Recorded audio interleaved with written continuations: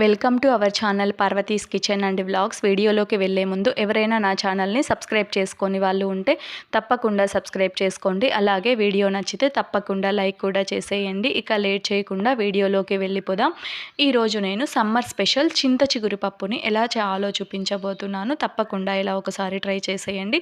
వేసవిలో మనకి చింత చిగురు బాగా దొరుకుతుంది కదా, ఇలా ఒకసారి చేసేసుకోండి. ఎలా చేయాలో చూసేద్దాం.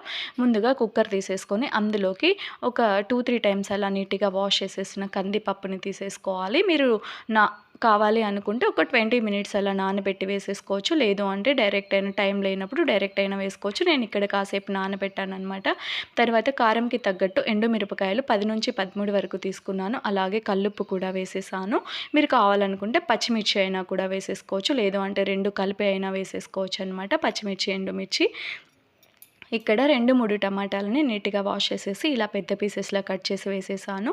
కొంచెం పసుపు కూడా వేసేసాను. తర్వాత చింత చిగురు ఇది ఫ్రెష్గా చెట్టుకి తెంపి వేసుకుంటున్నాను. ఇక్కడ చూసారు కదా, దీనిని చింత చిగురుని 2 గుప్పెల వరకు తీసేసుకొని నీట్గా వాష్ చేసేసుకొని వేసేసుకోవాలి.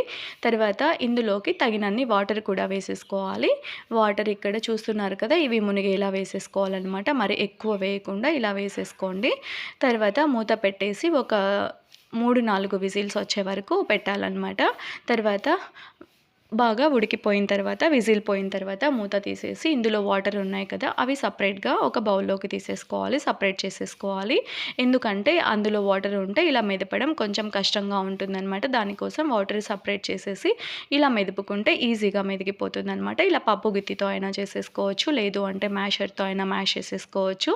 ఎలా అయినా చేసేసుకోవచ్చు. మనం ఇందాక సపరేట్ చేసుకున్న వాటర్ని ఇందులోకి యాడ్ చేసేసుకోవాలి. మనకి ఎంత పలుచగా కావాలనుకుంటే అంత పలుచగా, ఎవరికి ఎలా కావాలనుకుంటే అలా దానికి తగ్గట్టు వాటర్ యాడ్ చేసేసుకోండి. తర్వాత పోపు కోసం స్టవ్ వెలిగించి ప్యాన్ పెట్టేసి అందులో ఆయిల్ వేసేసి హీట్ అయ్యాక ఆవాలు, జీలకర్ర, అందులోనే కొంచెం మినపప్పు, శనగపప్పు ఉన్నాయి, ఎండుమిరపకాయలు, మెదిపి పెట్టుకున్న వెల్లుల్లి, తర్వాత కరివేపాకు, ఆనియన్ ముక్కలు కూడా వేసేసాను. ఇక్కడ ఉల్లిపాయ ముక్కలు ఒక 2 అలా తీసేసుకొని ఇలా కొంచెం పొడవుగా కట్ చేసేసుకున్నాను. తర్వాత ఈ పోపు అంతటిని వేగనివ్వాలి బాగా. వెల్లుల్లి కొంచెం మ్యాష్ చేసుకొని వేసేసుకోండి, సరిపోతుంది మెదుపుకొని. తర్వాత ఈ పోపుని ఇందాక మనము మెదిపి పెట్టుకున్నాం కదా కుక్కర్లో, అందులోకి ట్రాన్స్ఫర్ చేసేసుకోవాలి. చూస్తున్నారు కదా, ఆ కుక్కర్లోకి పోపు పెట్టుకున్నాం కదా, ఆ పోపుని ఇందులోకి వేసేసి ఒకసారి కలిపి మరొకసారి స్టవ్ మీద పెట్టేసుకోవాలన్నమాట. స్టవ్ వెలిగించి ఇక్కడ చూసారు కదా, ఇలా కొంచెం సేపు ఉడకనివ్వాలన్నమాట. పోపు కలిపిన తర్వాత ఇలా చూసారు కదా, చింత చిగురు పప్పు చేయడం ఎంత ఈజీనో అలాగే ఇది చాలా టేస్టీగా కూడా ఉంటుంది. కొత్తిమీరని కూడా కొంచెం యాడ్ చేసేసుకోండి, సరిపోతుంది.